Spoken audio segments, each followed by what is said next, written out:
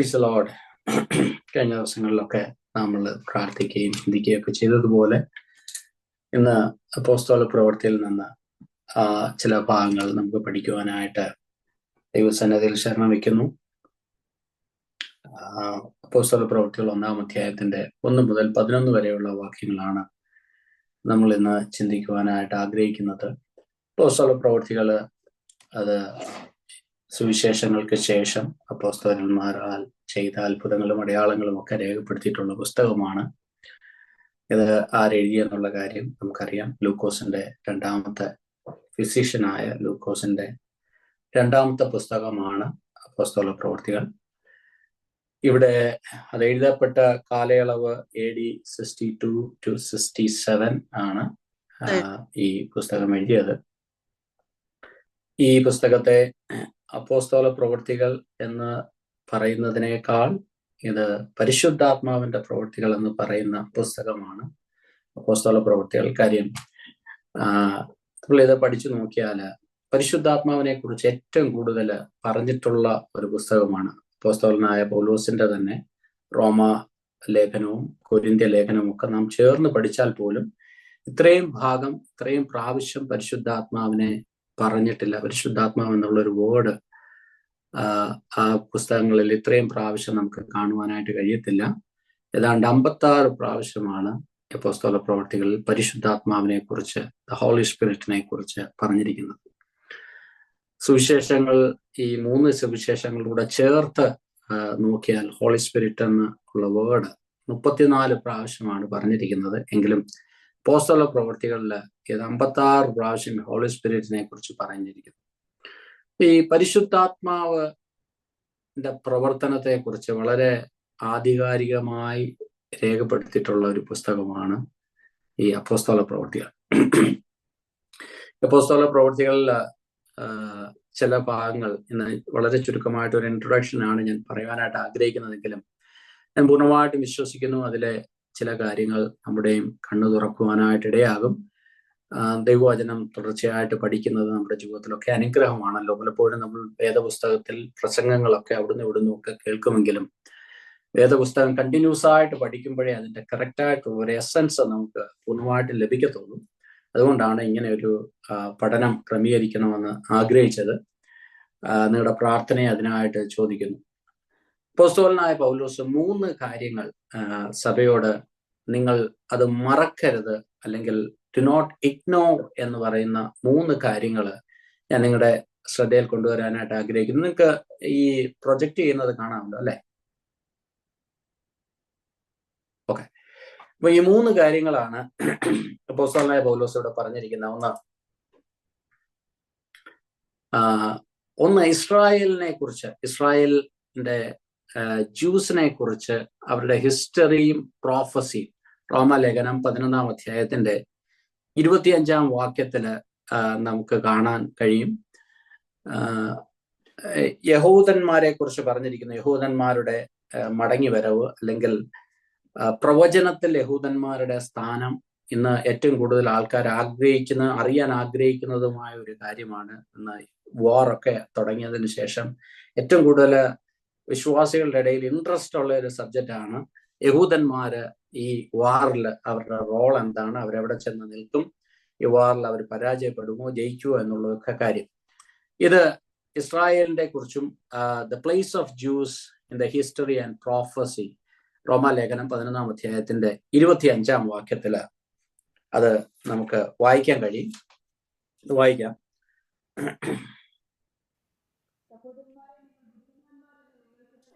മ്യൂട്ടാണ്.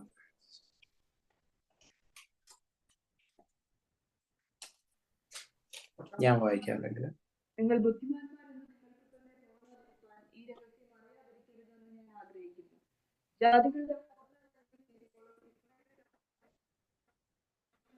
സ്നേഹന അതിന്റെ കേൾക്കുന്നില്ല. അതിങ്ങനെ വായിക്കുന്നു. സഹോദരന്മാരെ, നിങ്ങൾ ബുദ്ധിമാന്മാരെന്ന് നിങ്ങൾക്ക് തന്നെ തോന്നാതിരിക്കുവാൻ ഈ രഹസ്യം അറിയാതിരിക്കരുത് എന്ന് ഞാൻ ഗ്രഹിക്കുന്നു. ജാതികളുടെ പൂർണ്ണ സംഖ്യ ചേരുവോളം ഇസ്രായേലിന് അംശമായി കാഠിന്യം ഭവിച്ചിരിക്കുന്നു. ഇസ്രായേലിനെ കുറിച്ച് പറഞ്ഞിരിക്കുന്ന ഒരു പ്രവചനമാണ്. ഒന്നാമത്തെ കാര്യം പറയുന്നത്. രണ്ടാമത്തെ കാര്യം 1 Thessalonians chapter 4 verse 13 പറഞ്ഞിരിക്കുന്നു, rapture of the church and the end times. ദൈവസഭയുടെ ആകാശത്തിലുള്ള ദൈവസഭയെ എടുക്കപ്പെടുന്നത്, ആ ഭാഗത്തെക്കുറിച്ച് വേദപുസ്തകം പറയുന്നു, അത് നിങ്ങൾ അറിവില്ലാത്തവരായിരിക്കരുത്. അതിനെക്കുറിച്ച് നിങ്ങൾക്ക് നല്ലൊരു ബോധ്യം വേണം. ദൈവസഭ എങ്ങനെ എടുക്കപ്പെടും, ആരാണ് അതിനകത്ത് എടുക്കപ്പെടലുള്ളത്, ആരാണ് ദൈവസഭയിലെ അംഗങ്ങൾ, ഇന്നത്തെ ഈ വിഷയങ്ങളെ കുറിച്ച് നമുക്ക് വ്യക്തമായ ഒരു പിക്ചർ വേണം. അപ്പോസ്തലനായ പൗലോസ് പറയുന്ന മൂന്നാമത്തെ കാര്യം പറയുന്നത് ഹോളി സ്പിരിറ്റിനെ കുറിച്ചും സ്പിരിച്വൽ ഗിഫ്റ്റിനെ കുറിച്ചുമാണ്. 1 കൊരിന്ത്യർ 12-ാം അധ്യായത്തിന്റെ 1-ാം വാക്യത്തില് അതിനകത്ത് പൗലോസ് പ്രബോധിപ്പിക്കുന്ന ഒരു കാര്യം ഇതാണ്: സഹോദരന്മാരെ, ആത്മീയ വരങ്ങളെ കുറിച്ച് നിങ്ങൾക്ക് അറിവില്ലാതിരിക്കരുത് എന്ന് ഞാൻ ആഗ്രഹിക്കുന്നു. അപ്പൊ ഈ 3 കാര്യങ്ങളാണ് പൗലോസ് നിങ്ങൾക്ക് അറിവുള്ളവരായിരിക്കണം. ദൈവസഭയിലുള്ള ഓരോ വ്യക്തികൾക്കും ഇതിനെക്കുറിച്ച് വ്യക്തമായ ഒരു ധാരണ വേണം എന്ന് ബൈബിളിൽ പറഞ്ഞിരിക്കുന്നത്. അതിൽ വളരെ ഇമ്പോർട്ടൻ്റ് ആയിട്ടുള്ള ഒരു കാര്യമാണ് ഹോളി സ്പിരിറ്റിനെ കുറിച്ച്, പരിശുദ്ധാത്മാവിനെ കുറിച്ച് നമുക്ക് വ്യക്തമായ ഒരു അറിവ് വേണമെന്നുള്ള കാര്യം. ഇനിയും നാം വായിച്ച അപ്പോസ്തല പ്രവൃത്തികളുടെ 1-ാമത്തെ വാക്യത്തിലേക്ക് മടങ്ങി വരാം. അവിടെ വളരെ വ്യക്തമായിട്ട് പൗലോസ് എഴുതിയിരിക്കുന്ന ഒരു കാര്യം, 1-ാമത്തെ ചരിത്രം യേശുക്രിസ്തു ചെയ്തതും ഉപദേശിച്ചും തുടങ്ങിയ ചരിത്രങ്ങൾ തൻ്റെ സുവിശേഷത്തില് താൻ എഴുതിയിരിക്കുന്നു. ഇത് ലൂക്കോസ് എഴുതിയ 2-ാമത്തെ പുസ്തകമാണ്. അതിന്റെ 2-ാമത്തെ വാക്യത്തിൽ അവൻ കഷ്ടം അനുഭവിച്ച ശേഷം 40 നാളോളം അവർക്ക് പ്രത്യക്ഷനായി ദൈവരാജ്യം സംബന്ധിച്ച കാര്യങ്ങൾ പറഞ്ഞുകൊണ്ട് താൻ ജീവിച്ചിരുന്നു എന്ന് അനേകം ദൃഷ്ടാന്തങ്ങളാൽ അവർക്ക് കാണിച്ചു കൊടുത്തു. അതിന്റെ 4-ാമത്തെ വാക്യം, അങ്ങനെ അവർ കൂടിയിരിക്കുമ്പോൾ അവരോട്, നിങ്ങൾ യെരൂശലേമിൽ നിന്ന് വാങ്ങിപ്പോകാതെ എന്നോട് കേട്ട പിതാവിന്റെ വാഗ്ദത്തത്തിനായിട്ട് കാത്തിരിക്കണം. ആ വാഗ്ദത്തം എന്താണെന്നുള്ളത് 5-ാമത്തെ വാക്യത്തിൽ എഴുതിയിരിക്കുന്നു. യോഹന്നാൻ വെള്ളം കൊണ്ട് സ്നാനം കഴിപ്പിച്ചു, നിങ്ങളോ ഇനി ഏറെ നാൾ കഴിയും മുമ്പേ പരിശുദ്ധാത്മാവ് കൊണ്ട് സ്നാനം ലഭിക്കും എന്ന് കൽപ്പിച്ചു. ഇപ്പൊ യോഹന്നാന്റെ സ്നാനം, ഇവിടെ സ്നാനം എന്നുള്ള പദത്തിന്റെ അർത്ഥം മുഴുകല് എന്നാണ്. അപ്പൊ യോഹന്നാന്റെ സ്നാനം അതൊരു മുഴുകൽ സ്നാനമായിരുന്നു, അത് മാനസാന്തര സ്നാനമായിരുന്നു. എന്നാൽ അതിനുശേഷം പറയുകയാണ്, യോഹന്നാന്റെ സ്നാനത്തിന് ശേഷം ദിവസങ്ങൾ കഴിയുന്നതിന് മുമ്പ് മറ്റൊരുവൻ നിങ്ങളെ സ്നാനപ്പെടുത്തും, അത് പരിശുദ്ധാത്മാവിനാലുള്ള സ്നാനമാണ്. ഇപ്പൊ പരിശുദ്ധാത്മാവിനാലുള്ള സ്നാനം ദൈവസഭ അല്ലെങ്കിൽ ദൈവമക്കൾ പ്രാപിക്കണം എന്ന് അപ്പോസ്തല പ്രവൃത്തികളുടെ യേശു തന്നെ പറയുന്നതായിട്ട് അപ്പോസ്തല പ്രവൃത്തികൾ രേഖപ്പെടുത്തിയിരിക്കുന്നു. അത് ആ വാഗ്ദത്തത്തിനായിട്ട് നിങ്ങൾ കാത്തിരിക്കണം. Praise God, hallelujah. അപ്പൊ അതിന്റെ ഈ കാര്യങ്ങൾ പറഞ്ഞപ്പോൾ അതിന്റെ 6-ാമത്തെ വാക്യത്തില് യോഹന്നാൻ വെള്ളം കൊണ്ട് സ്നാനം കഴിപ്പിച്ചു, നിങ്ങളോ ഇനി ഏറെ നാൾ കഴിയുന്നതിന് മുമ്പ് പരിശുദ്ധാത്മാവിനാൽ സ്നാനം ലഭിക്കുമെന്ന് കൽപ്പിച്ചു. ഒരുമിച്ച് കൂടിയിരിക്കുമ്പോൾ അവൻ അവരോട്, കർത്താവേ, നീ ഇസ്രായേലിന്റെ ഈ കാലത്ത് രാജ്യം യഥാസ്ഥാനമാക്കി കൊടുക്കുന്നത് എന്ന് ചോദിച്ചു. ഇപ്പൊ ഇവര് ഈ കാര്യങ്ങൾ പറഞ്ഞ് പരിശുദ്ധാത്മാവിനെ കുറിച്ച് ഈ ശിഷ്യന്മാരോട് ദൈവം സംസാരിക്കുമ്പോൾ അവർക്കറിയേണ്ടത് മറ്റൊരു കാര്യമാണ്. അവർക്കറിയേണ്ടത് എന്നാണ് ഈ രാജ്യം സ്ഥിരമാക്കി എന്ന് പറഞ്ഞാൽ മില്ലേനിയം ഇയേഴ്സിനെ കുറിച്ചാണ് അവർക്ക് അറിയേണ്ടത്. അതിനെക്കുറിച്ചാണ് അവർ ചോദിക്കുന്നത്. എന്നാണ് നീ മടങ്ങി വന്ന്, ഇവിടെ പറയുന്ന മില്ലേനിയം ഇയേഴ്സ് 1000 ആണ്ട്, യേശു കർത്താവ് ലോകത്തിൽ വന്ന് 1000 ആണ്ട് വസിക്കുന്ന ആ മില്ലേനിയം ഇയേഴ്സ് എന്നാണ് സംഭവിക്കുന്നതെന്നാണ് ഇവിടെ ശിഷ്യന്മാർ ചോദിക്കുന്നത്.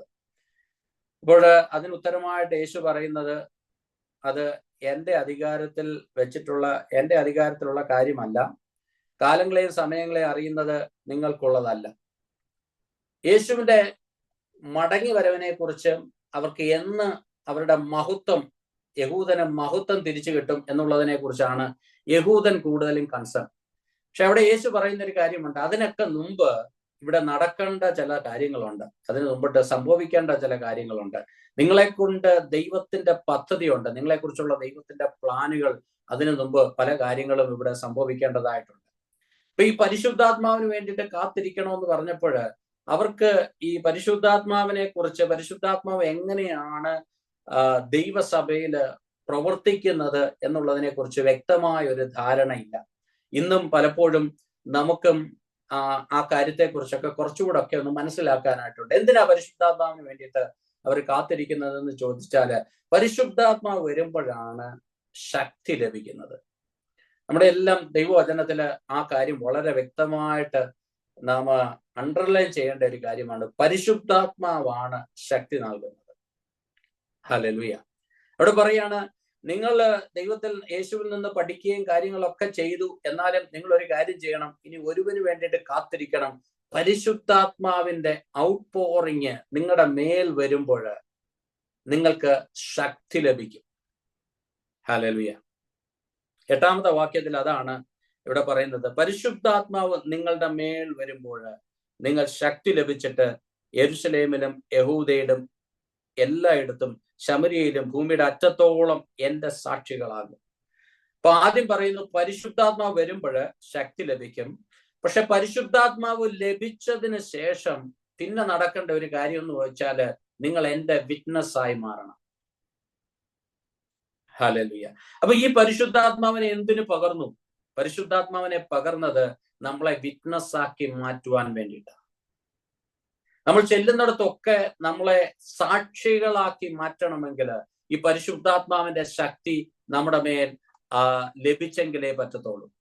അപ്പൊ ഈ പരിശുദ്ധാത്മാവ് എന്തിനു വേണ്ടിയിട്ടാണ് ലഭിച്ചതെന്ന് ചോദിച്ചാൽ, ശിഷ്യന്മാരുടെ ഇടയിൽ ഒരു സൂപ്പർ നാച്ചുറൽ എംപവറിങ് ഇവരുടെ മേൽ ഉണ്ടാകേണ്ടതിന് വേണ്ടിയിട്ടാണ്. ഈ പരിശുദ്ധാത്മാവിന്റെ കാര്യങ്ങളെ കുറിച്ച് വേദപുസ്തകം പഠിക്കുമ്പോൾ ഇതിന്റെ പ്രിപ്പോസിഷൻസ് ഒന്ന് നന്നായിട്ട് മനസ്സിലാക്കിയാൽ ഒരു 3 കാര്യങ്ങളാണ് പരിശുദ്ധാത്മാവിനെ കുറിച്ച് പറയുന്നത്. ഒന്ന്, പരിശുദ്ധാത്മാവ്, അടുത്തൊരു ഭാഗത്തിലേക്ക് നമുക്ക് പോകാം. അതിന്റെ യോഹന്നാന്റെ സുവിശേഷം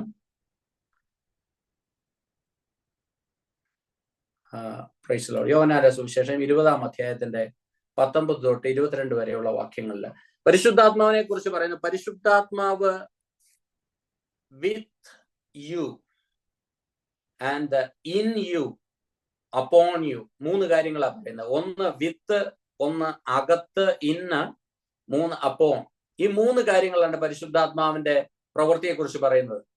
യോഹന്നാന്റെ സുവിശേഷം 20ാം അധ്യായത്തിന്റെ 19 മുതൽ 22 വരെയുള്ള വാക്യങ്ങളിൽ ഇങ്ങനെ പറയുന്നു. On the evening of that day, the first day of the week, the doors being locked where the disciples were for fear of the Jews, Jesus came and stood among them and said to them, Jesus said to them again, peace be with you. As the Father has sent me, even so I am sending you. And when he had said this, he breathed on them and said to them, receive the Holy Spirit. അപ്പൊ ഈ പരിശുദ്ധാത്മാവിന് വേണ്ടിയിട്ട് കാത്തിരിക്കണമെന്ന് ഇവിടെ പറയുന്നതിന് മുമ്പ് ശിഷ്യന്മാരുടെ മേൽ യേശു ഊതി. he breathed on them, എന്നിട്ട് അവരോട് പറഞ്ഞു, നിങ്ങൾ പരിശുദ്ധാത്മാവിനെ പ്രാപിക്കുക.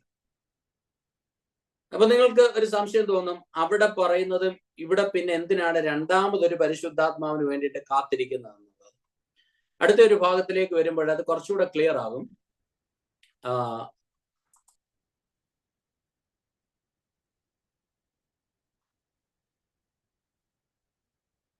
ഈ അപ്പോസ്തല പ്രവൃത്തികൾ 1-ാം അധ്യായത്തിന്റെ 8ാം വാക്യത്തിൽ ഇങ്ങനെ എഴുതിയിരിക്കുന്നത്, spirit has come upon you. പരിശുദ്ധാത്മാവ് നിങ്ങളുടെ മേൽ വരുന്നു.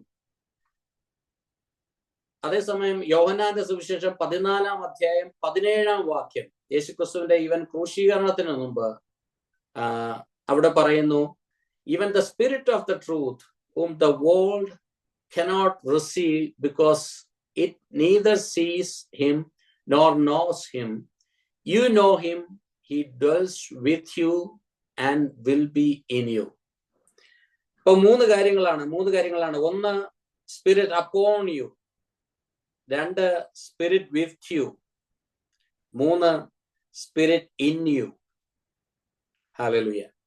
ഈ മൂന്നും ഈ ശിഷ്യന്മാരുടെ ജീവിതത്തിൽ പരിശുദ്ധാത്മാവിനെ കുറിച്ച്, പരിശുദ്ധാത്മാവിന്റെ ഫങ്ഷൻസ് മൂന്ന് തരത്തില് നമുക്കിവിടെ കാണാനായിട്ട് കഴിയും. ഒന്ന്, വിത്ത്, കൂടെ നടക്കുന്ന, അല്ലെങ്കിൽ പരിശുദ്ധാത്മാവിന്റെ ഒരു ഇൻഫ്ലുവൻസ്. ഹല്ലേലൂയ. ഒരു ഉദാഹരണം പറഞ്ഞാൽ കുറച്ചുകൂടെ മനസ്സിലാകും. ഒരു മനുഷ്യന്റെ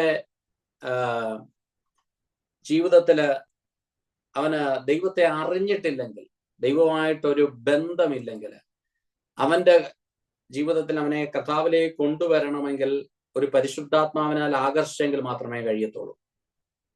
ഇപ്പൊ പരിശുദ്ധാത്മാവ് ഈ വ്യക്തിയുടെ കൂടെ നടക്കുക, ഇവനെ ഈ ചർച്ചിലേക്ക് കൊണ്ടുവരുവാനായിട്ട്, അല്ലെങ്കിൽ മീറ്റിങ്ങിലേക്ക് കൊണ്ടുവരുവാനായിട്ട്, അല്ലെങ്കിൽ വചനം കേൾക്കാനായിട്ട് പ്രേരിപ്പിക്കുന്ന ഒരു പരിശുദ്ധാത്മാവ്. ഹല്ലേലൂയ. പരിശുദ്ധാത്മാവ് വിത്ത് എന്നുള്ള കാര്യം അവിശ്വാസികളുടെ ജീവിതത്തിലാണ് ഇത് സംഭവിക്കുന്നത്.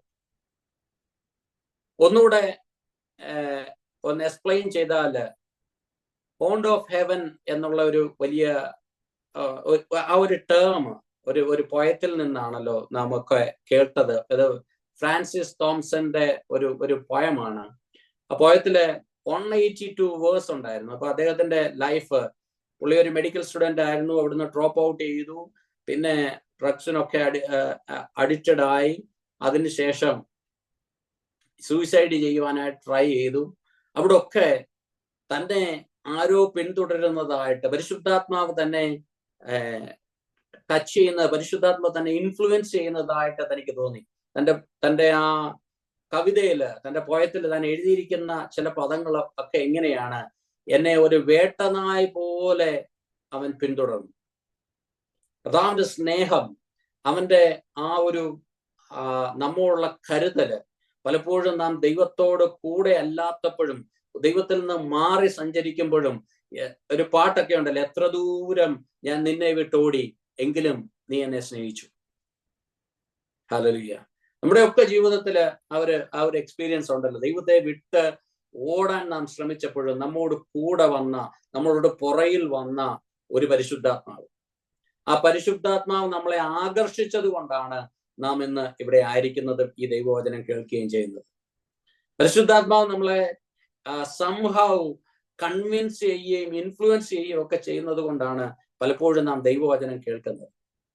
ഇത് രക്ഷിക്കപ്പെടാത്ത ഒരുവന്റെ ജീവിതത്തിൽ നടക്കുന്നതാണ്. എന്നാൽ പരിശുദ്ധാത്മാവ് എപ്പോഴാണ് അവന്റെ അകത്ത് വരുന്നതെന്ന് ചോദിച്ചാൽ, അവന്റെ ജീവിതം കർത്താവിന് വേണ്ടിയിട്ട് സമർപ്പിക്കപ്പെടുമ്പോൾ പരിശുദ്ധാത്മാവ് അവന്റെ അകത്ത് വരും, അവനോട് കൂടെ വാഴും. ഹല്ലേലൂയ. അവന്റെ ഹൃദയം ദൈവത്തിന് വേണ്ടി തുറക്കപ്പെടുമ്പോൾ ഹോളി സ്പിരിറ്റ് ഇൻ ഹിം. അതാണ് ഇവിടെ യോഹന്നാന്റെ സുവിശേഷത്തിൽ പറഞ്ഞിരിക്കുന്നത്. പരിശുദ്ധാത്മാവിനെ കുറിച്ച് പറഞ്ഞു, he dwells with you and will be in you. ആദ്യം അവൻ നിന്റെ കൂടെ നടക്കും, അല്ലെങ്കിൽ നിന്നെ ഇൻഫ്ലുവൻസ് ചെയ്യും, നിന്നോട് സംസാരിക്കും, മറ്റുള്ളവരിലൂടെ നിന്നോട് സംസാരിക്കും. അതിനുശേഷം ഈ കവിയുടെ ഭാഷയിൽ പറഞ്ഞാൽ ഒരു വേട്ടനായി പോലെ നിന്നെ പിന്തുടർന്ന ദൈവത്തിന്റെ സ്നേഹം. അങ്ങനെ നിന്റെ ഹൃദയം തുറക്കുമ്പോൾ അവൻ നിന്റെ ഹൃദയത്തിനകത്ത് വരും. അതാണ് പരിശുദ്ധാത്മാവ് ഇൻ യു.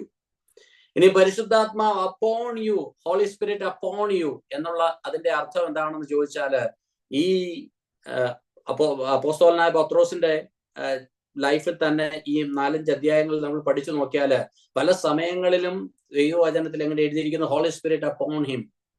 പരിശുദ്ധാത്മാവ് അവന്റെ മേൽ വന്നു. എന്തിനു വേണ്ടിയിട്ടാ പരിശുദ്ധാത്മാവ് ഒരുവന്റെ മേൽ വരുന്നത്?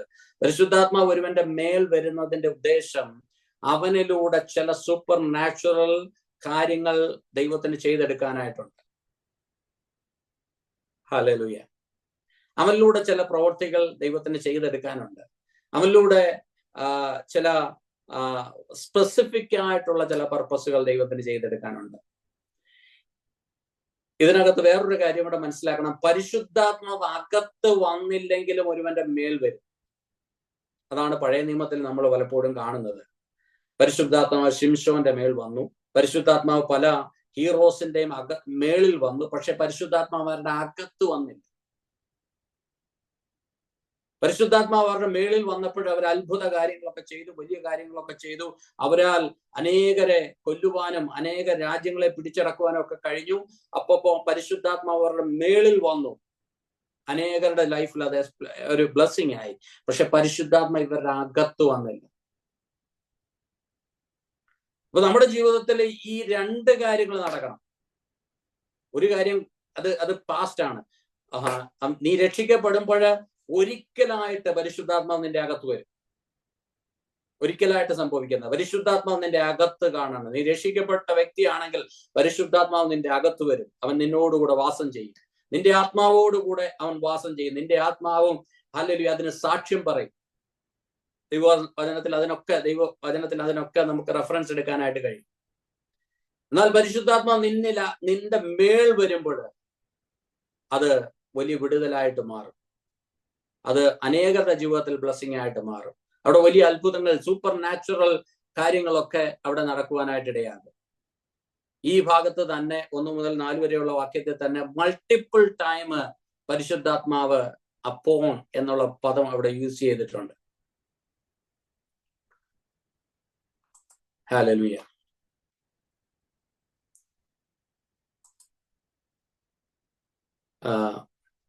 ഇപ്പോൾ വേറൊരു ചോദ്യം അതിനകത്ത് വരുന്നത്, ഈ പരിശുദ്ധാത്മാവ്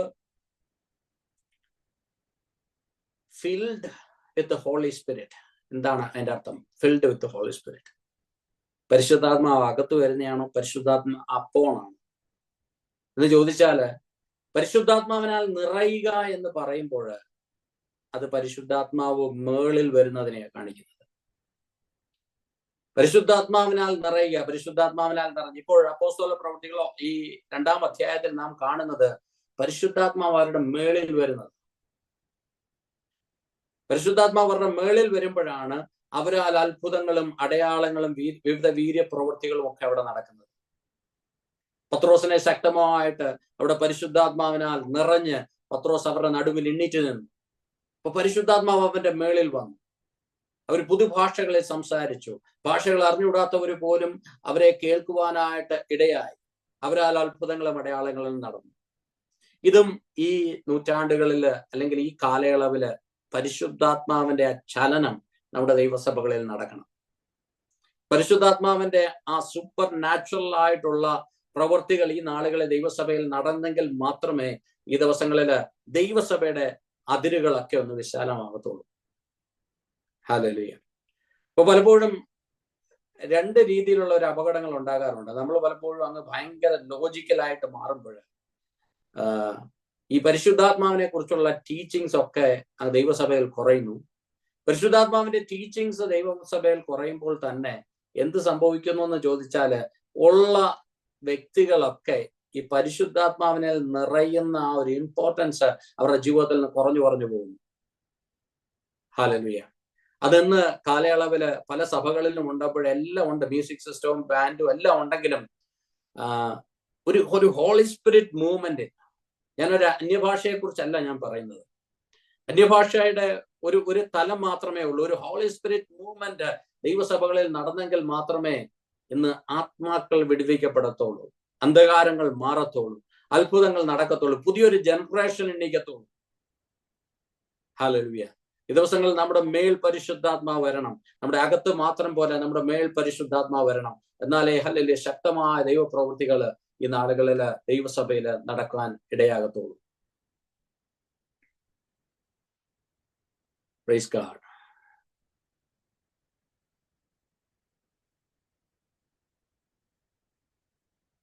ഹല്ലേലൂയ. അവിടെ അപ്പോസ്തല പ്രവൃത്തി 4-ാം അധ്യായത്തിന്റെ 31-ാം വാക്യത്തിൽ എഴുതിയിരിക്കുന്നു,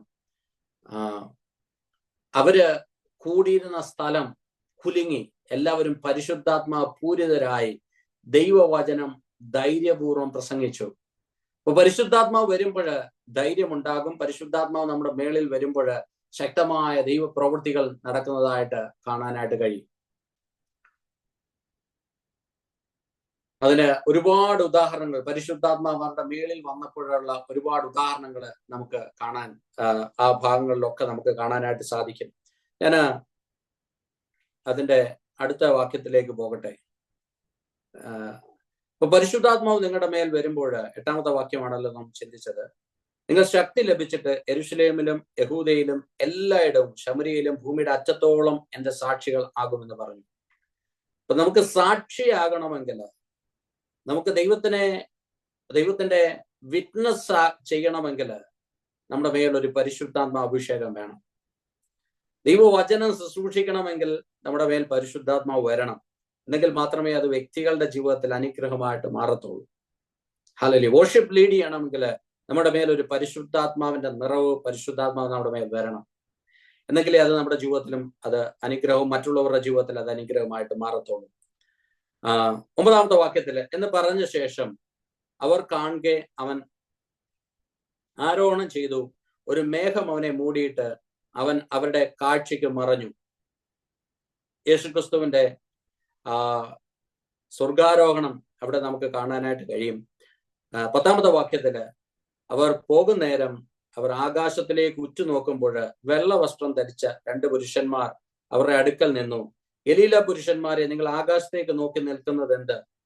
നിങ്ങളെ വിട്ട് സ്വർഗാരോഹണം ചെയ്ത യേശു സ്വർഗത്തിലേക്ക് പോകുന്നവനായി നിങ്ങൾ കണ്ടതുപോലെ അവൻ വീണ്ടും വരുമെന്ന് പറഞ്ഞു. അടുത്ത ഒരു കാര്യം, സക്രിയ പ്രവാചകന്റെ പുസ്തകത്തില് അതിന്റെ 14ാം അധ്യായം അതിന്റെ 4ാം വാക്യത്തില് പിന്നെയും നമുക്ക് കാണാൻ സാധിക്കും. അവിടെ ഒലിവ് മലയിൽ നിന്ന് യേശു ആകാശത്തിലേക്ക് പോയി, അതുപോലെ തന്നെ ഒലിവ് മലയിലേക്ക് തന്നെ അവൻ മടങ്ങി വരും. ജെറുസലേമിലെ കിഴക്കുള്ള ഒലിവ് മലയിൽ നിന്ന് അവിടെ നിന്ന് നിറയുറപ്പിക്കും. ഒലിവ് മല കിഴക്ക് പടിഞ്ഞാറായി നടുവെ പിളർന്ന് നടുക്ക് വലിയൊരു താഴ്വര ഉണ്ടാകും. മലയുടെ ഒരു പകുതി വടക്കോട്ടും മറ്റേ പകുതി തെക്കോട്ടും നീങ്ങും. ഇത് ഒരു പ്രോഫസിയാണ്. യേശു എവിടെ നിന്ന് പോയോ അവിടേക്ക് തന്നെ താൻ മടങ്ങി വരും. അവന്റെ കാൽ ചവിട്ടുമ്പോൾ ഇത് സംഭവിക്കും. എന്ത് സംഭവിക്കും? മലയുടെ ഒരു പകുതി വടക്കോട്ടും മറ്റേ പകുതി തെക്കോട്ടും നീങ്ങും. അപ്പോ അതിനു മുമ്പിട്ട് തന്നെ ഒരു കാര്യം നമുക്ക് മനസ്സിലാക്കണം. യേശു ഈ ലോകത്തില് ഇനിയും ഭൂമിയിലേക്ക് വരുന്നതിന് മുമ്പ് ദൈവസഭ എടുക്കപ്പെടും. അത് നമുക്ക്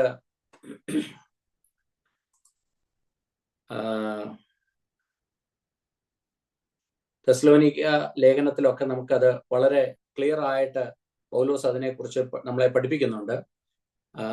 1 തെസ്സലോനിയൻസ് ചാപ്റ്റർ 4 നമുക്ക് അതിന്റെ ഡീറ്റെയിൽസ് നമുക്ക് വായിക്കുവാനായിട്ട് കഴിയും.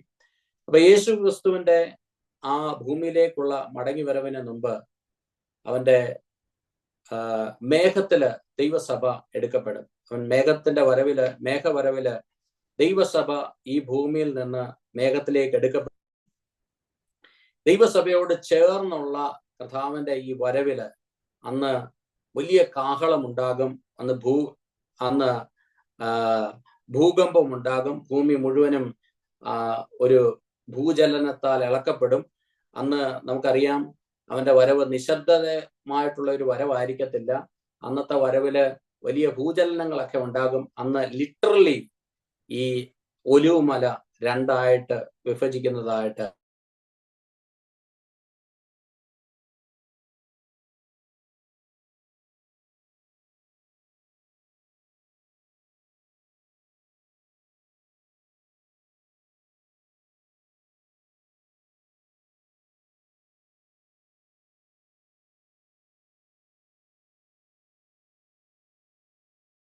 കൊണ്ടിരിക്കുന്ന കർത്താവിന്റെ മേഘപ്രത്യക്ഷതയില് അവനോടുകൂടെ എടുക്കപ്പെടുവാൻ വേണ്ടിയിട്ടാണ് നാം ഇന്ന് ഒരുങ്ങിക്കൊണ്ടിരിക്കുന്നത്. അതിന് പരിശുദ്ധാത്മാവ് നമ്മളെ പ്രിപ്പയർ ചെയ്തുകൊണ്ടിരിക്കുന്നു. പരിശുദ്ധാത്മാവ് നമ്മളെ എംപവർ ചെയ്തുകൊണ്ടിരിക്കുന്നു. ഇന്ന് അനേകരോട് ഈ സുവിശേഷം പറയുവാൻ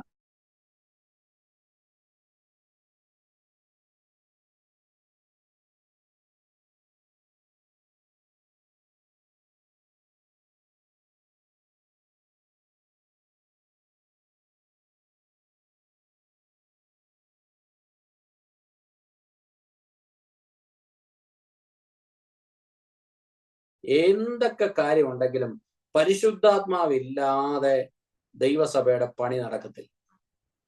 ഹല്ലേലൂയ. പലപ്പോഴും എനിക്ക് തോന്നുന്നു ഞാൻ ഈ ഭാഗം ഇവിടെ നിർത്തുക. അന്നേരവും എൻ്റെ അകത്ത് തന്ന ഒരു വലിയ ഒരു ചിന്ത ഈ ഈ പുതിയ പുതിയ വർഷത്തിന്റെ പ്രാരംഭ ദിവസത്തെ തന്നെ പരിശുദ്ധാത്മാവ് ഇടപെട്ട ഒരു കാര്യം, നമ്മുടെ ശക്തി കൊണ്ടോ നമ്മുടെ മിടുക്ക് കൊണ്ടോ ഒന്നും ദൈവസഭയിൽ ചെയ്യുവാനായിട്ട് കഴിയത്തില്ല. അതൊക്കെ നമ്മുടെ വ്യർത്ഥമായ തോന്നലുകളാണ്. ഒരുപക്ഷെ പലപ്പോഴും പലരും പറയുന്ന കേട്ടുണ്ട്, ഫൈനാൻസ് ഉണ്ടെങ്കിൽ അങ്ങനെ ചെയ്യാമായിരുന്നു, ഇൻഫ്ലുവൻസ് ഉണ്ടെങ്കിൽ ഇങ്ങനെ ചെയ്യാമായിരുന്നു. അതൊക്കെ തോന്നല. ഫൈനാൻസും ഇൻഫ്ലുവൻസും ഒക്കെ ഉള്ളതിനേക്കാൾ കൂടുതൽ ഇതൊന്നും ഇല്ലാത്തവരുടെ ഇടയിലാണ് ദൈവം പ്രവർത്തിച്ചിട്ടുള്ളത്. അങ്ങനെയുള്ളവരെ ദൈവം ശക്തമായിട്ട് ഉപയോഗിച്ചിട്ടുള്ളത്. പക്ഷെ ഒരു കാര്യം നാം മറക്കരുത്, പരിശുദ്ധാത്മാവിന് ഇമ്പോർട്ടൻസ് കൊടുക്കുക. ഈ കാലയളവിൽ എനിക്ക് തോന്നുന്നു നമ്മുടെ എല്ലാം പറ്റിയ ഒരു പ്രശ്നം, നമുക്ക് എല്ലാ കാര്യങ്ങളും ഉണ്ട്, പക്ഷെ പരിശുദ്ധാത്മാവിന് വേണ്ട ഇമ്പോർട്ടൻസ് ദൈവസഭയിൽ നമുക്ക് കൊടുക്കാൻ കഴിയാത്തത് കൊണ്ടും പരിശുദ്ധാത്മാവിനെ കുറിച്ച് വ്യക്തമായ ഒരു ബോധ്യം ദൈവസഭയിൽ ഇല്ലാത്തത് കൊണ്ടും ഈ പരിശുദ്ധാത്മാവ് ഇല്ലെങ്കിൽ ഒന്നും നടക്കത്തില്ല എന്നുള്ള ഒരു വ്യക്തത നമുക്കില്ലാത്തത് കൊണ്ടുമാണ് പലപ്പോഴും ഹല്ലേലൂയ നമ്മളിങ്ങനെ പുറകിലോട്ട് പോയിക്കൊണ്ടിരിക്കുന്നത്. പലപ്പോഴും നമ്മുടെ വർക്കുകളൊന്നും എഫക്റ്റീവായിട്ട് നമുക്ക് ചെയ്യുവാനായിട്ട് കഴിയാതിരിക്കുന്നത്. ഈ നാളുകളിൽ പരിശുദ്ധാത്മാവിനെ പ്രാപിച്ച് പരിശുദ്ധാത്മാവിനെ അനുസരിച്ച് മുന്നോട്ട് നീങ്ങുവാൻ ദൈവം നമ്മളെല്ലാം സഹായിക്കുമാറാകട്ടെ. ദിവസങ്ങളിൽ വലിയൊരു ആത്മനിറവ് ദൈവസഭയിലെ ഓരോ വ്യക്തികളുടെ മേലും ഉണ്ടാകേണ്ടതിന് വേണ്ടിയിട്ട് നമുക്ക് പ്രാർത്ഥിക്കാം. ദൈവസഭയുടെ ലീഡർഷിപ്പിന്റെ മേൽ വലിയൊരു ആത്മനിറവ് ഉണ്ടാകേണ്ടതിന് വേണ്ടിയിട്ട് പ്രാർത്ഥിക്കാം. ഓരോ പ്രിയപ്പെട്ടവരെയും വിവിധ കൃപാവരങ്ങളാല് ദൈവം നിറച്ച് ശക്തമായിട്ട് ഈ നാളുകളെ ദൈവം ഉപയോഗിക്കേണ്ടതിന് വേണ്ടിയിട്ട് നമുക്ക് പ്രാർത്ഥിക്കാം. പരിശുദ്ധാത്മാവിന് വേണ്ടിയിട്ട് നമ്മളെ തന്നെ ഏൽപ്പിച്ചു കൊടുക്കാം. പരിശുദ്ധാത്മാവിനാൽ ഒന്ന് നിറയപ്പെടേണ്ടതിന് വേണ്ടിയിട്ട് ഏൽപ്പിച്ചു കൊടുക്കാം. ഈ ദിവസങ്ങളിൽ നമ്മുടെ അകത്ത് പരിശുദ്ധാത്മാവിനെ അവൻ നന്നിട്ടുണ്ട്. നമുക്ക് ഹല്ലേലൂയ നമ്മുടെ മുകളിൽ പരിശുദ്ധാത്മാവിനെ വരുവാൻ, പരിശുദ്ധാത്മാവിനാൽ ഒരു നിറവ് പ്രാപിക്കുവാൻ ദൈവം നമ്മളെ സഹായിക്കേണ്ടതിന് വേണ്ടിയിട്ട് നമ്മളെ തന്നെ ഏൽപ്പിച്ചു കൊടുക്കാം. നമുക്ക് കണ്ണുകളെ അടയ്ക്കാം, പ്രാർത്ഥിക്കാം.